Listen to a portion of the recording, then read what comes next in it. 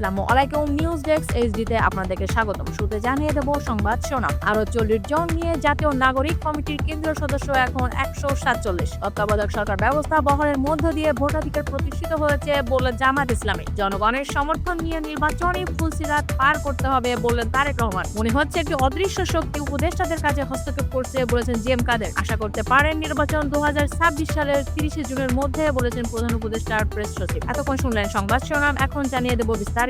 আমাদের চ্যানেলের ভিডিও যদি আপনাদের ভালো লেগে থাকে অবশ্যই সাবস্ক্রাইব করবেন এবং নিত্য নতুন ভিডিও পাওয়ার জন্য বেল বাটন বাজিয়ে দিন। আরো 40 জন নিয়ে জাতীয় নাগরিক কমিটির কেন্দ্রীয় সদস্য এখন 147। জাতীয় নাগরিক কমিটির কেন্দ্রীয় সদস্য হিসেবে আরো 40 জনকে যুক্ত করা হয়েছে। এর ফলে এই কমিটির সদস্য সংখ্যা বেড়ে দাঁড়িয়েছে এখন 147। মঙ্গলবার এক সংবাদ বিজ্ঞপ্তিতে নতুন 40 সদস্য যুক্ত করার তথ্য জানিয়েছে জাতীয় নাগরিক কমিটির মুখপাত্র সামান্তা শারমিন। বিজ্ঞপ্তিতে বলা হয়েছে ফ্যাসিবাদী ব্যবস্থার বিলোপ ও নতুন রাজনৈতিক বন্দোবস্ত বাস্তবায়নের লক্ষ্যে এবং ছাত্র জনতার অভ্যুত্থানের স্পিরিটকে সমন্বিত রাখতে জাতীয় নাগরিক কমিটির কেন্দ্রীয় কমিটি বর্ধিতকরণের চলমান প্রক্রিয়ার অংশ হিসেবে আরো 40 জনকে যুক্ত করা হয়েছে। এতে নাগরিক কমিটির কেন্দ্রীয় সদস্য দাঁড়ালো মোট 147। তত্ত্বাবধায়ক সরকার ব্যবস্থা বহালের মধ্য দিয়ে ভোটাধিকার প্রতিষ্ঠিত হয়েছে বললেন জামাত ইসলামী। আইনি লড়াইয়ে নির্দলীয় তত্ত্বাবধায়ক সরকার ব্যবস্থা বহালের মধ্য দিয়ে জনগণের ভোটাধিকার পুনরায় প্রতিষ্ঠিত হয়েছে বলে উল্লেখ করে দেশবাসীকে অভিনন্দন জানিয়েছে জামাত ইসলামী। গত মঙ্গলবার এক বিবৃতিতে দলের সেক্রেটারি জেনারেল মিয়া গোলাম পরোয়ারে অভিনন্দন জানান। বিবৃতিতে বলা হয় 2021 সালের 30 জুন জাতীয় সংসদের সংবিধানে পঞ্চদশ সংশোধনী পাশ হয়। এর মাধ্যমে জনগণের ভোট ও নির্বাচন ব্যবস্থাকে সম্পূর্ণরূপে ধ্বংস করা হয়েছিল। এই সংশোধনীর মাধ্যমে বিনা ভোটে ক্ষমতা দখলের প্রবণতা তৈরি হয়। ফলে 2014, 2018, 2024 সালে বাংলাদেশে কোনো নির্বাচন হয়নি, তামাশা হয়েছে মাত্র। আজ দেশের উচ্চ আদালতের রায়ে জনগণের অধিকার পুনরায় প্রতিষ্ঠিত হলো, এটি জনগণের আরেকটি বিজয়। জামায়াতের সেক্রেটারি বলেন, এই আইনি লড়াইয়ে জনগণের ভোটাধিকার পুনরায় প্রতিষ্ঠিত হওয়ায় দলটি দেশবাসী আন্তরিকভাবে অভিনন্দন জানাচ্ছে। নির্দলীয় তত্ত্বাবধায়ক সরকার ব্যবস্থা বিলুপ্তি সংক্রান্ত পঞ্চদশ সংশোধনী আইনের 20 ও 21 ধারা সংবিধান সঙ্গে সাংঘর্ষিক ও বাতিল ঘোষণা করে আজ রায় দিয়েছেন হাইকোর্ট। আদালত বলেছে তারা দুটি সংবিধানের মৌলিক কাঠামোকে ধ্বংস করেছে,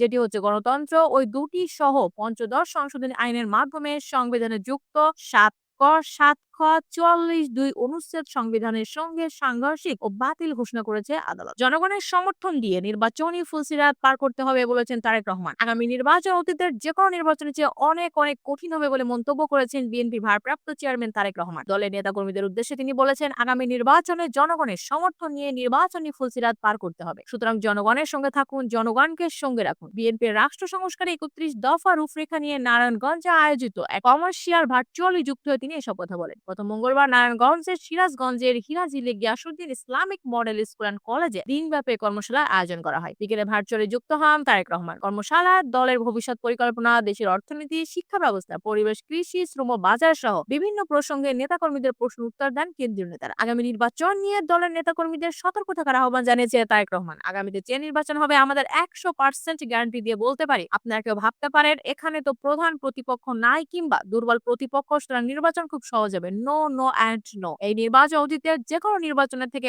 অনেক অনেক কঠিন হবে। কাজেই নিজেদের সেভাবে প্রস্তুত করুন। মনে হচ্ছে একটি অদৃশ্য শক্তি উপদেষ্টাদের কাছে হস্তক্ষেপ করছে বলেছেন জিএম কাদের। অদৃশ্য কি শক্তি অন্তর্বর্তী সরকারের উপদেষ্টাদের কাছে হস্তক্ষেপ করেছে বলে মনে হচ্ছে জাতীয় পার্টির চেয়ারম্যান জিএম কাদের। তিনি বলেছেন, যারা উপদেষ্টা আছেন তাদের সম্বন্ধে আমি জানি, তারা অত্যন্ত যোগ্যতা সম্পন্ন মানুষ। আমি বিশ্বাস করি তারা দেশের স্বার্থেই কাজ করেছেন। কিন্তু আমার মনে হচ্ছে একটু অদৃশ্য শক্তি আছে যারা উপদেষ্টাদের কাছে হস্তক্ষেপ করেছে। অর্ধেক মানুষের বিরুদ্ধে অর্ধেক মানুষকে মুখোমুখি দাঁড় করানো হয়েছে। গত মঙ্গলবার দুপুরে জাফর মনের কার্যালয়ে জাতীয় সাংস্কৃতিক পার্টির এক আলোচনা সভা ও সাংস্কৃতিক অনুষ্ঠানে প্রধান অতিথির বক্তব্যে জিএম কাদের এসব কথা বলেন। দেশকে দুই ভাগে বিভক্ত করা হচ্ছে বলে অভিযোগ করেন জিএম কাদের। বলেন, শুধু দুই ভাগ করা হয়নি, এক ভাগকে অন্য ভাগের উপর লেলিয়ে দেওয়া হয়। দেশে একটি সংঘাতময় পরিস্থিতি সৃষ্টি করা হয়েছে। এক্ষেত্রে পুলিশ ও বিচার বিভাগ যেন বাধ্য হয়ে তাদের সহায়তা করেছে। এমন বাস্তবতায় কখনোই দেশে স্থিতিশীলতা আসতে পারে না। যে কোনো সময় অস্থিতিশীল পরিস্থিতির সৃষ্টি হতে পারে। বিপুল জনসংখ্যা অধ্যুষিত এমন একটি দেশে অস্থিতিশীল পরিস্থিতির সৃষ্টি হলে মানবিক বিপর্যয় সৃষ্টির আশঙ্কা আছে। আশা করতে পারেন নির্বাচন 2026 সালের 30 জুনের মধ্যে, বলেছেন প্রধান উপদেষ্টার প্রেস সচিব। আগামী জাতীয় নির্বাচন 2026 সালের 30 জুনের মধ্যে অনুষ্ঠিত হতে পারে বলে মানুষ আশা করতে পারে। একথা বলেছেন প্রধান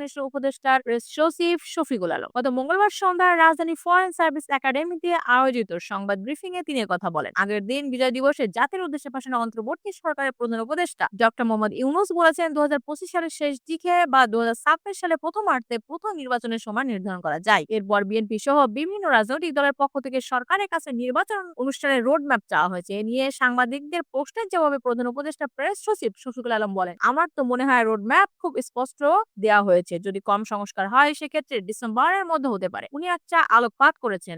চূড়ান্ত তারিখ কি, এটা অনেক নির্ভর করবে সংস্কারের উপর। তিনি একটা সময় দিয়ে দিয়েছেন। এর চেয়ে আরো পরিষ্কার রোডম্যাপ কি হতে পারে? আপনি আশা করতে পারেন যে নির্বাচন হচ্ছে 2026 সালের 30 জুনের মধ্যে। এই বিষয়ে ব্রিফিং এ উপস্থিত প্রধান উপদেষ্টা প্রেস সচিব মোহাম্মদ আবুল কালাম আজাদ মজুমদার বলেছেন, নির্বাচনের সুনির্দিষ্ট দিন, কবে মনোনয়নপত্র দাখিল হবে, এগুলো নির্বাচন কমিশনের কাজ। সরকারের কাজ হচ্ছে নির্বাচন কমিশনকে সহায়তা করা এবং নির্বাচনটা যাতে সুষ্ঠু হয় এজন্য প্রয়োজনীয় কিছু সংস্কারের জাতীয় দাবি আছে। রাজনৈতিক দল ও মানুষের পক্ষ থেকেও দাবি আছে।